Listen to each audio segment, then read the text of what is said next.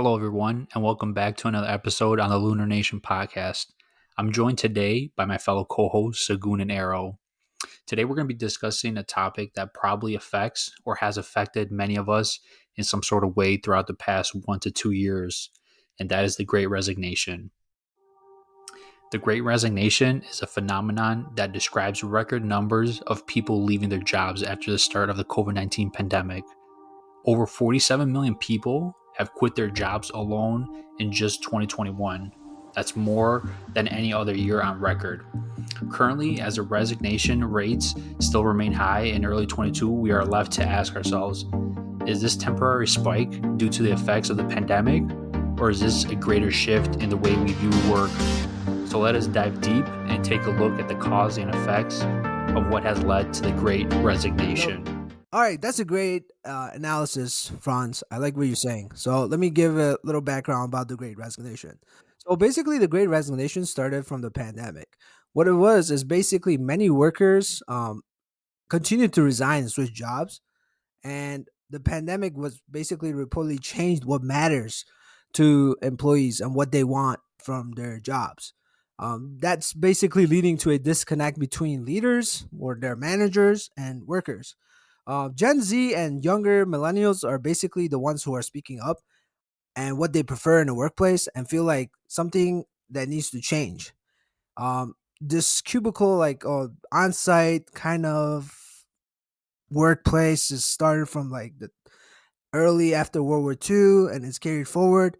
But obviously, we're in 2022, almost 80 years later. We need a change. And that change is because of COVID. COVID caused many people to think differently, especially given the fact that they work from home. And the new generation is putting needed pressure on employers to make the workplace more empathetic. This is why we have the Great Resignation. Right, right. Yeah, I totally agree with Arrow. He made a really good point.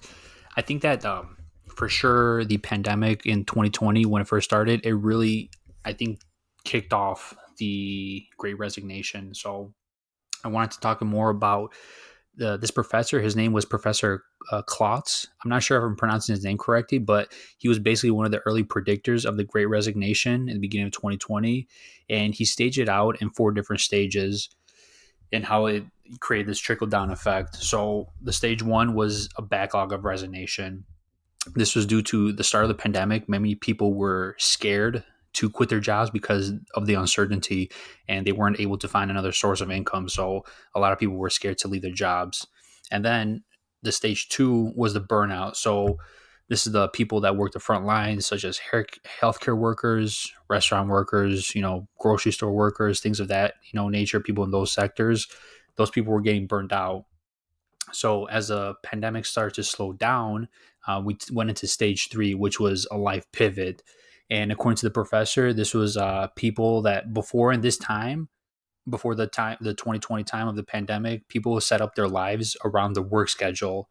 And then once the pandemic started to slow down, people's mentality and mindsets change. And also, obviously, what Arrow had mentioned, the newer generation, they wanted their work to be set up around their lives instead of their lives being set up their work schedule.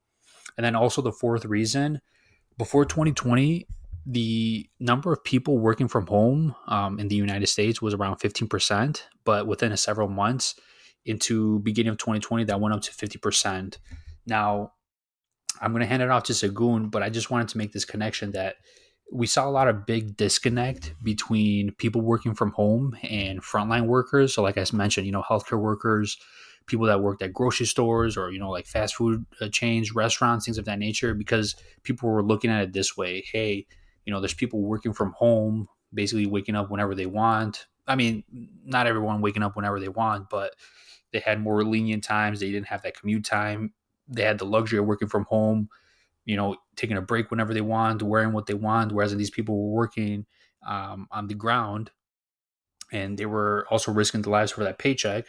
And so we started seeing a lot of people taking a pivot to find jobs that were able to work from home or remotely. Yeah, so as one of the facts that I came up with when I was doing some research was the major reason why people are leaving their jobs was the pay was like super low. They realized that due to the pandemic, it gave them a reflection that maybe they should move on to something else. Also, another reason is because of the opportunities of advancement. They realized that, you know what, maybe I could have another better offer.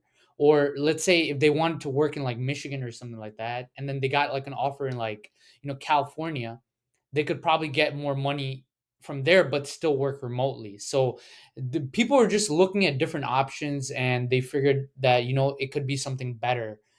And I also want to add, so due to the 2020 pandemic itself, it was just like people, it opened up, I guess, a light in people. And it just, the fact that Franz was saying flexibility, like you could literally just, wake up with your pajamas and you could still work.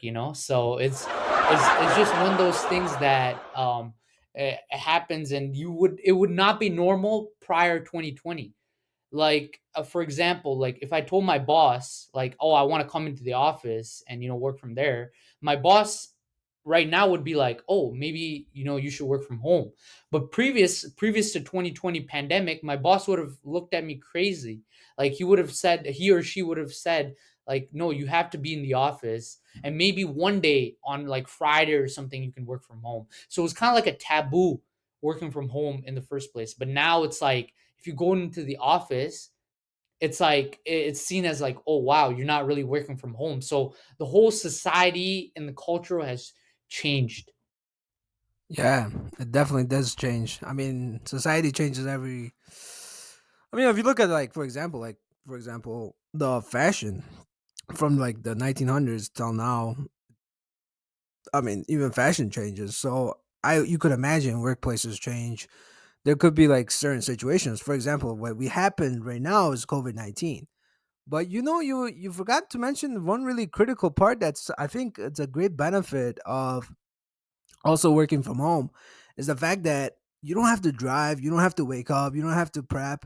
All that is like a extra sleeping time, or b whatever you have early in the morning. So you're saving a lot of time. But going to the Great Resignation, yes, I feel like many people prioritize what was unprioritized, like we mentioned earlier about higher pay, family time. Um, Mental health. yeah, yeah, for sure. Mental health is huge. It's that is like that's one of the biggest things I'm seeing in 2020, like the coverage for mental health.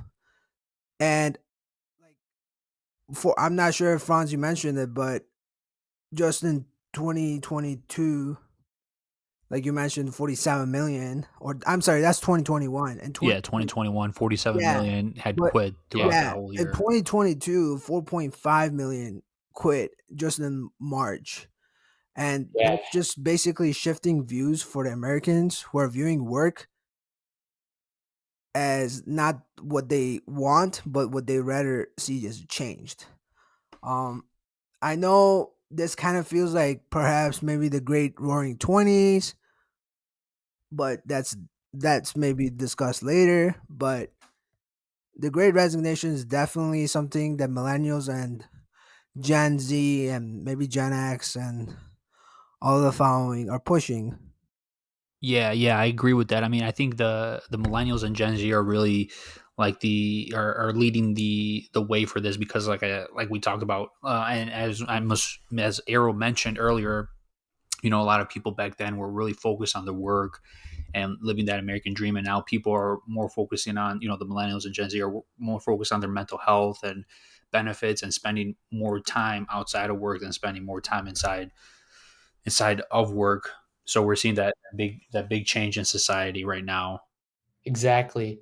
And I was just kind of thinking of this right now. Do you guys think that like in the future with all this this remote working, people will, start this whole like phenomenon, it'll start increasing? Or is it Say, say, something? say that one more time. I did not say that one more time. So basically, like, do you guys think that due to this whole great resignation over time, just because people are going remote, they're looking for different opportunities. People are working from one country to another. Like, do you think that this resignation process will increase even more in the future? I think that people are finding a balance on. So I think what's happening is institutions like these big companies are figuring out what happened, so what causes change, and they're trying to pivot to these, to the workers. So a lot of companies before, they had, workers had like terrible bosses, HR didn't care about them, whatever, there was problems and whatnot. And I think these institutions are looking more into these issues that kind of led to this great resignation, and they're trying to fix this. I mean, we're seeing higher increases in wages. We're seeing companies take better care of their employees. We're seeing mental health become a priority for the workers. And obviously we're seeing a hybrid slash remote work from home type of scenario. So I think that right now, as far as the corporate side, we're going to see the remote sector and hybrid sector is going to still be the way it is. I don't think people are going to maybe, I think we're seeing a resignation level high, but I think people are not resigning and not working. I think they're just trying to find better institutions. So I think it's up to the institutions to, better their work environment for workers to be happy where they're at right now. Yeah, Yeah, in my opinion, I just want to add something quick. It's just something that they have to restructure themselves, because this is something new that they've just, received. This whole COVID pandemic, they didn't really prepare for this, so they have to have this kind of like ball plan, So I think it'll take time. for sure. But I can relate to the Great Resignation. I know Franz and Sagun, you definitely know about my background, how I used to work remote. Then all of a sudden, my position shifted where they wanted me to be on site for 5 days a week. Oh yeah, for sure. Hell yeah, it was laughable. I was pretty pissed. The fact that I was working from home and then I had to go on site. And that made me think and reevaluate the situation. I'm like, I'm making the same money, but I'm on site. So technically, with the inflation and the fact that I have to drive, I'm losing money. So it kind of that was a pushing factor for me. Maybe that could be evaluated for some other people, but I know going forward, that is one thing that maybe the younger generation is looking for in a workplace. And I think definitely that employers need to shift their change. And I know some are, but some aren't. I don't know if they're gonna survive, but we'll wait to see. Also, like about the commuting distance. I mean, as we know, this could be for a whole different podcast topic, but also gas prices as well. It's really, really spiked through the roof. So imagine being able to commute, like, like for like hours and hours. If we were in pre-pandemic, situation, but things are that are remote right now, it's much, much easier. You're saving money, time. So I think it's good so far, but hopefully this process causes this, this phenomenon to stop. Yeah. Yeah, yeah. I want to add one thing. I know Franz wants to say something, but one other thing, I was looking on LinkedIn and I saw a post by this guy who mentioned that not only has this work from home shift made him realize how important it is to save time, but he realized the value of having his like little kids, being able to see every moment of them while growing up. So I think that is one of the biggest things I think a lot of people could also consider is like family relations as far as working from home. Yeah, 100%. I think people are realizing that they spend a lot of time at work and they were probably having some sort of disconnect with their family. And I think while we saw a lot of negatives with the pandemic and the shutdowns in 2020, some good came out of it as well. People trying to reorganize their lives, spending more time with family and whatnot. And I know Sagun and Arrow had their own experience with the shot of, transitioning from a commute to work to a remote stage, working from home. So I know, you know everyone has their own experience. I actually wanted to talk about how I know Arrow talked about how he went from a work from home to working back on site, even though it's not something that he was planning on doing, but it's a company transition to that, and that it really didn't fit in with his lifestyle at that point, and he was even getting paid the same amount. And as we can see, another issue that the Gen Z and millennials are facing is they want higher wages and be compensated for their time. And we can see that also, as Sagun mentioned, we're seeing higher prices in gas and higher inflation. And well, like I said, like there was some good that came out of the pandemic, whereas in people becoming closer together, especially with their families, we did see some negative side effects, which is the rise of the inflation. So just to state a fact really quick to see how this all started. The Fed started printing money back 22 months ago. So at the start of 2020, we had currently about $4 trillion of actual paper money in circulation. That doesn't include any credit or money flowing around in the digital system, but this is like cold hard cash. So we had $4 trillion in circulation. By January of 2021, that number had increased to $6.7 trillion. And then the Fed started going to overdrive, and by the end of October of 2021, that number had increased to over $20 trillion in circulation. So think about it. Within the span of like a year and a half, we went from $4 trillion in circulation to over $20 trillion in circulation. And since January 2020, within the last 2 years, the US has printed nearly 80% of all US dollars that are currently in existence right now. And that's all cold, hard cash.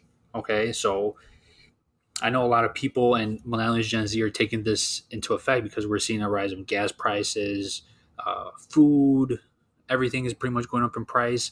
Currently, the inflation is at an 8.3% rate, and I'm not sure what the speculations are. They're saying that it might be plateauing because as of March, which was the highest at 8.5, it's slowly gone down the last month and a half, 2 months. Not by much, only by 0.2%, but this is the highest we've seen the inflation rate in the last 40 years, which was in the 1980s, where it was, I think, around 13%. But like I said, this is what's also leading to resignations currently right now in this year, for people to find better jobs, but also make more money to compensate for the money that they're spending at the gas stations, at the grocery stores, and whatnot.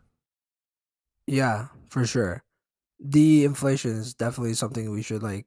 I think that that could be a topic on its own to look into. But I know Franz, you know about like a quick history about how Germany back in the end of World War I experienced basically a disastrous inflation. Oh yeah, they had a major economic meltdown during that time. I think Arrow is really good with history, but yeah, they. I mean, He's the like I said, history. what's the saying? History repeats itself. I know Arrow can talk a little bit more about the economic meltdown. Okay, Yeah, yeah. So here's the fact. First of all, history is definitely repeatable because everybody is bound to do the same thing someone else did maybe 10, 20, 30, 40, 100, 200. You're just the odds are great. So basically at the end of World War One, Germany experienced a disastrous period of inflation. In term what basically meant was that the German government method of financing the war was borrowing heavily and printing large quantities of unbacked currency. And this was also like heavily inflated with like the Treaty of Versailles, which was basically the peace treaty with Germany and France, England, and United States and Japan and many others that I can't really think of, which added to that difficulty. And what it really meant, so to give you a little quick background, in 1919, the German mark was basically 4.2 against a US dollar. But by the time, like World War One ended and this inflation hit and it was maximum point, it was basically 4.2 billion. I'm sorry, is that a billion? Let me double check. Yeah, that's actually 4.2 trillion. So it was 4.2 trillion against the dollar. It was so unvaluable that there's a photo back then of kids actually stacking these currencies and making pyramids. So